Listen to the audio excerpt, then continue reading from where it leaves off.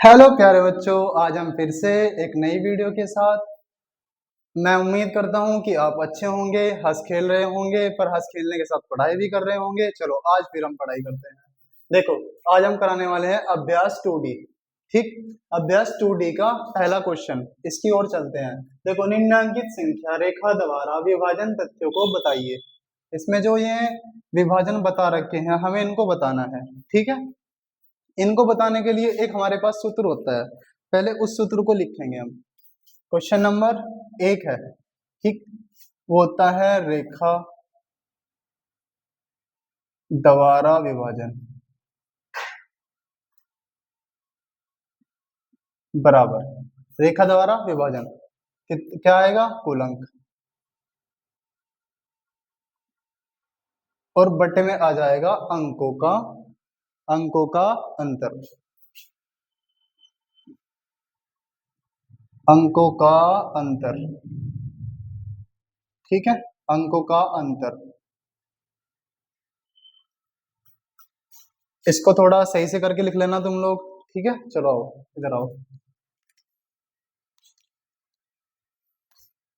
ये देखो क्या कह रहा है। देखो हमारे पास कितने अंक है टोटल।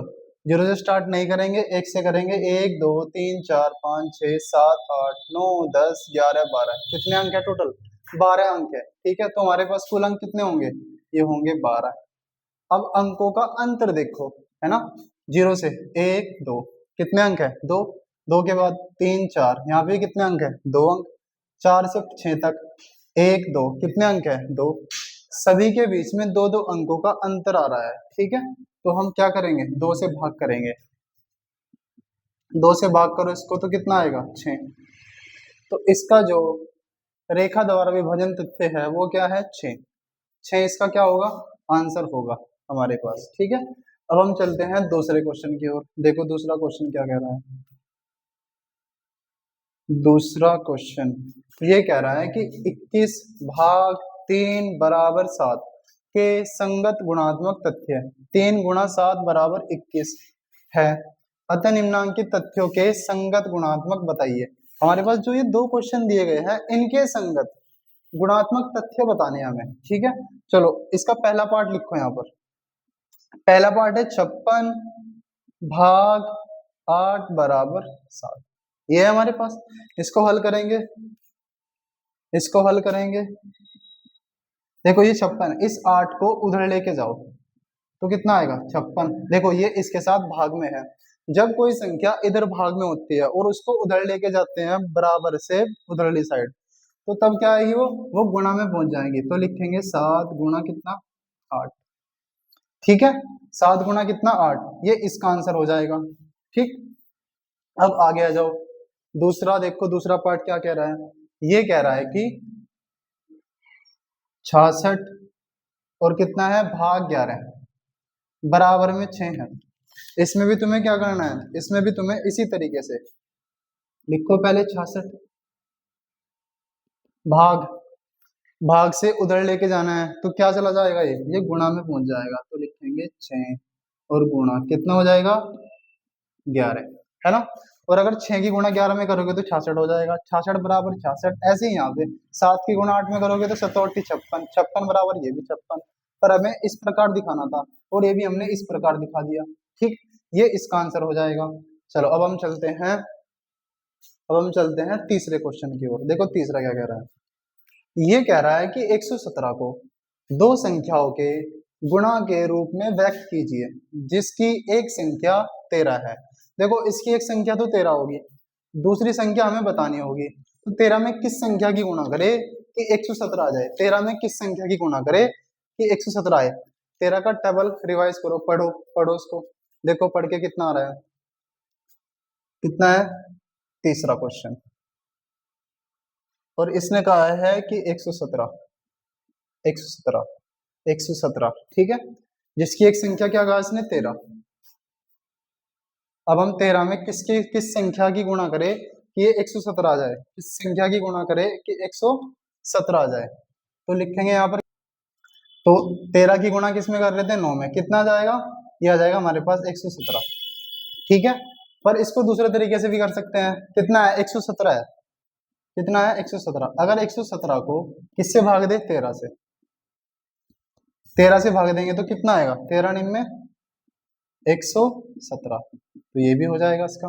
अब देखो दूसरा तरीका और इससे भी अलग, ये हमारे पास कितना है 13 गुणा 9, मैंने यहाँ पे लिखा है तो लिखो 13 गुणा, देखो सबसे पीछे क्या आ रहा है 7 आ रहा है ना।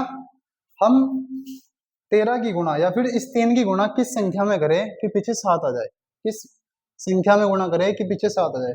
देखो 3 नम कितने होंगे 27 होंगे, अगर मैं 9 की गुणा इस 3 में कर दूं तो कितने होंगे 27 होंगे, 27 का 7 का हासिल को 2, है ना।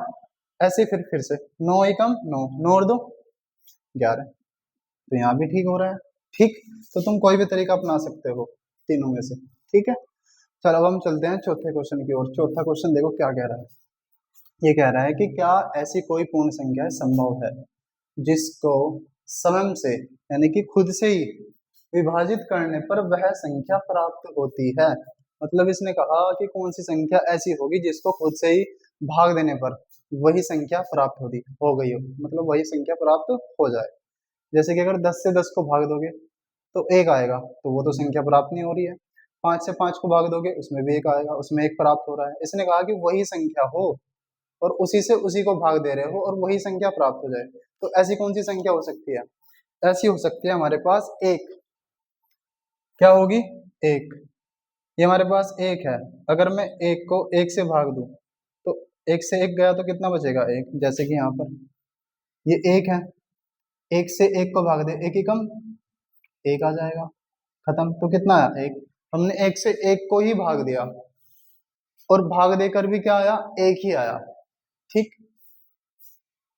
तो ये इसका आंसर हो जाएगा। वो संख्या कौन सी होगी, वो एक संख्या होगी जो कि 1 को 1 से भाग देकर 1 ही आंसर आ रहा है। चलो आगे, अब हम चलते हैं 5वें क्वेश्चन की ओर। देखो, क्या दो विभिन्न शून्येतर पूर्ण संख्याओं के लिए पहली संख्या को दूसरी संख्या से विभाजित करने पर तथा दूसरी संख्या को पहली संख्या से विभाजित करने पर समान भागफल प्राप्त होता है क्या। जैसे कि अगर तुम 6 से भाग दो 12 को तो कितना आएगा 2 आ जाएगा भागफल, 6 दूनी 12, लिख के देखते हैं लोग। जैसे कि हम 6 से भाग दे रहे हैं किसको 12 को, 6 दूनी कितना आएगा 12 आ जाएगा, ठीक है। अब इसने कहा जिस संख्या से तुमने भाग दिया, किसको दिया भाग 12 को दिया, अब उसी संख्या से उस संख्या को भाग दो जिससे तुमने भाग दिया, मतलब 12 से 6 को भाग दे के देखो कि क्या भागफल यही आता है नहीं आता है। तो लिखो यहाँ पर कितना, लिखो यहाँ पर 12 और यहाँ पर कितना लिखो 6, कितना लिखो 6। अब 12 का टेबल 6 में चलेगा नहीं, तो यहाँ क्या लगाओ पॉइंट और यहाँ क्या बढ़ाओ 0, 12 पंजे कितना हो जाएगा 60 हो जाएगा, तो लिखेंगे यहाँ पर 60। क्या ये और ये दोनों के दोनों बराबर है, नहीं है बराबर, हो ही नहीं सकते, है ना। इसने कहा दूसरी संख्या को पहली संख्या से विभाजित करने पर समान भागफल प्राप्त होता है नहीं होता है, तो इसमें तुम लिखोगे कि समान भागफल प्राप्त नहीं होता है।